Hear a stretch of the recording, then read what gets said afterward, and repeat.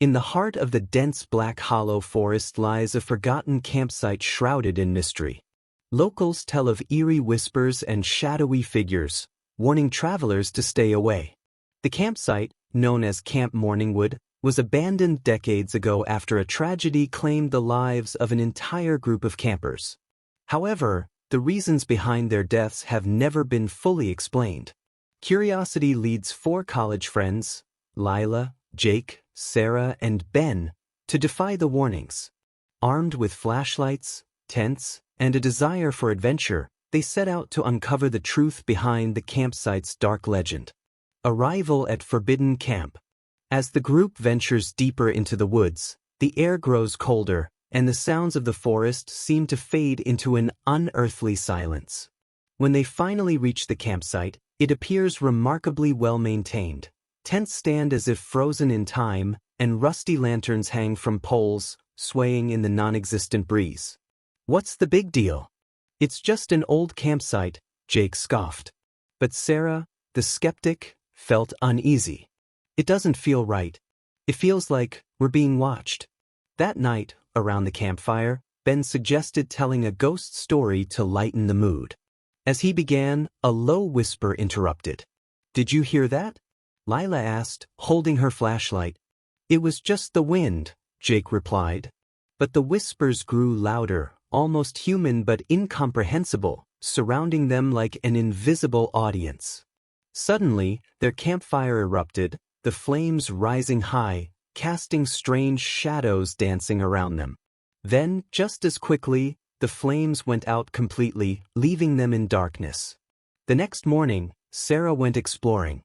Near the edge of the campsite, she found a journal buried under fallen leaves.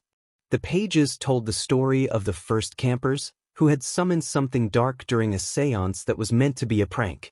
The final entry reads, "It wants us. We should never summon it. If anyone finds this, don't stay after dark." When Sarah returns, she tells the others about her discovery. Fear grips the group, but Jake dismisses it as a hoax. "It's just a story someone made up to scare people," he says, trying to cover up his own unease. As night falls, the camp comes alive with unexplained phenomena. Shadowy figures circle their tent, whispers turn to hoarse growls, and the air carries a foul stench. Lila screams as she sees a pale, gaunt figure crouching by the fire, its hollow eyes staring at her before disappearing into the woods. Panic sets in, and the group decides to leave immediately. But no matter where they go, they find themselves back at the camp. The woods seem to twist and shift, trapping them in an endless loop. Desperation drives the group to revisit the journal for answers. On the final page, the author describes a ritual to banish the entity, one that requires an offering. "What kind of offering?" Ben asked, his voice shaking. As they read further, the realization hit them. The offering was not an object, but a life. The whispers grew louder, and the shadows drew closer. One by one, the group turned on each other, fear and paranoia consuming them. When the sun finally rose, the forest was silent again. A group of hikers found the campsite, finding only one survivor, Sarah, shaking and covered in dirt, clutching the journal. When questioned, she could only mutter, "He wanted one of us, and he got what he wanted." As the hikers carried her away, none noticed the shadowy figure watching from the treetops, its hollow eyes fixed on the departing group. A week later, another group of adventurers found themselves drawn to Camp Mourningwood. The cycle had begun again. After being rescued, Sarah returned to her normal life, or at least she tried to. Every night, she was haunted by vivid nightmares. She saw the blurry figure from the camp, its hollow eyes burning into her soul, whispering her name. "This isn't over," she hissed. The journal she'd taken from the camp now sat on her desk. Every time she tried to throw it away, it somehow reappeared in her room, as if tied to her. The faces of her friends haunted her dreams, their fears, their screams echoing in her ears. 2 weeks later, Sarah received an email from an unknown sender. It contained just one line. "You left the circle incomplete. It will come for you." Terrified and desperate for answers, she began researching the camp's history. The more she dug, the darker the truth became. The camp wasn't just cursed, it was a gateway. The entity trapped there demanded a sacrifice to remain sealed. If the ritual wasn't completed, the curse would spread, consuming anyone who set foot in the camp. She realizes that it's not just her life that's at risk. Her presence has marked her rescuers, and it will soon begin to claim them as well. With no one else to turn to for help, Sarah turns to a paranormal investigator named Marcus Reed. He's heard of the forbidden camp and its dark reputation, but he's never dared to approach it, until now. Sarah and Marcus return to Black Hollow Forest armed with protective amulets, salt, and ritual tools that Marcus says will work. As they venture deeper, the air grows heavier, and the unearthly silence returns. The camp is exactly as Sarah remembers it, frozen in time, with the remains of her last visit scattered around it. But something is different. The air pulses with evil energy, as if the entity knows she's back. "We don't have much time," Marcus says, opening the journal. "We must finish what your friends started." The ritual requires Sarah to light an old fire pit, draw a circle of salt, and recite an incantation while Marcus burns an offering of herbs. As he begins to recite the incantation, the forest descends into chaos. The whispers turned into a deafening roar, and shadowy figures emerged from the trees, surrounding them. Sarah froze as she saw familiar faces among the shadows: Jake, Lila, and Ben. "They're not real," Marcus shouted. "They're trying to destroy you." But the figures began to speak, their voices distorted but unmistakable. "You abandoned us," they whispered. "You sacrificed us." Tears streamed down Sarah's face as the shadows closed in. She couldn't move, couldn't breathe. Marcus grabbed her arm and shouted, "Focus? Complete the ritual, or we'll both die." With shaking hands, Sarah finished her spell. The furnace erupted, sending waves of heat that forced the shadows back. The ground beneath them shook violently, and bone-chilling screams pierced the air as the entities fought the binding ritual. When the ritual ended, the forest was silent again. The oppressive energy lifted, and the air felt lighter. But as Sarah and Marcus pack up their things to leave, she realizes something horrifying. The journal is gone. "Did you take it?" Sarah asks. "No," Marcus replies. "I thought you had it." A cold realization dawns on them. The entity is not destroyed, it just moves on.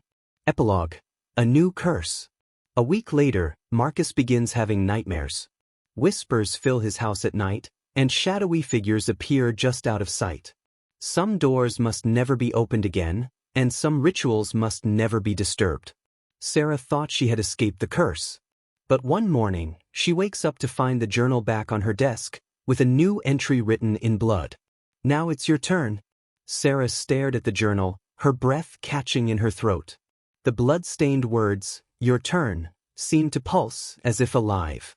Her hand trembled as she reached for it, but before her fingers could touch the cover, the journal opened by itself. A new page appeared, written in scraggly handwriting. "The circle remains broken. Bring them back, or I will take all of you." She knew what it meant. Her friends, Jake, Lila, and Ben, were they really gone? Or trapped somewhere worse? That night, Sarah's nightmares grew worse. She dreamed of Camp Forbidden, a furnace glowing with an unnatural green light, and the entity standing over it. Its hollow eyes shone brighter than ever, and it spoke for the first time. "You owe me more than your life. Bring me what is rightfully mine, or I will take everyone you love." When Sarah awoke, she was no longer alone in her room. A dark silhouette stood at the foot of her bed, watching silently. Sarah screams, and the silhouette fades into the shadows, but the message is clear: she must return to the camp one last time. Knowing she can't face this alone, Sarah contacts Marcus. She finds him paranoid, every mirror in his house covered, salt strewn along the windowsills. At first he refuses to help her. "You don't understand," Marcus says, his voice shaking. "That thing doesn't just haunt you, it destroys you. Every time you think it's gone, it comes back stronger." "This isn't just about us anymore," Sarah argues. "It's going to keep spreading. We have to stop it before it's too late." Reluctantly, Marcus agrees, but he brings reinforcements. a medium named Clara and a Satanist named Elias. Both have heard of the forbidden camp and its dark reputation. Together, the group prepares for a final confrontation with the entity. The return to camp feels heavier, as if the forest itself rejects their presence. The trees seem closer, their branches reaching out to the group like skeletal hands. Clara pauses often, muttering prayers and warnings. "There's more than just an entity here," he said. "The land itself is cursed." When they reached the campsite, they found it had changed. The once deserted place was now filled with shadowy figures, their faces blank and their movements slurred. The brazier glowed dimly, green embers pulsing like heartbeats. Elias opened a tome filled with ancient rituals. "This isn't just about sealing the entity anymore," he said. "We need to destroy the connection between this place and the other side. But that will take everything we have." As they prepared the ritual, the shadows began to coalesce. Whispers filled the air, growing louder by the second. The figures of Jake, Lila, and Ben emerged from the crowd, their faces contorted in pain. "Why didn't you save us?" Lila's shadow hissed, her voice distorted and full of agony. Sarah sobbed. "I'm sorry. I didn't know what to do." Clara grabbed his arm.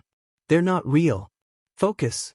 The brazier erupted, and the entity appeared fully for the first time. It was a huge, skeletal figure shrouded in darkness, its hollow eyes glowing with an unearthly light. Marcus and Elias began chanting in unison, their voices barely audible over the howling wind and the entity's guttural growls. Sarah and Clara held up circles of salt, fending off the shadowy figures as they tried to break through. The entity roared, sending out a shockwave that knocked everyone to the ground. Elias shouted, "The ritual isn't strong enough. We need a living sacrifice to seal it forever." The group froze. Clara looked at Sarah, her eyes full of pity. "It marked you. You're the only one it will accept." Sarah's mind raced. Could she really do it? Could she give her life to stop the curse? "No," Marcus shouted. "There has to be another way."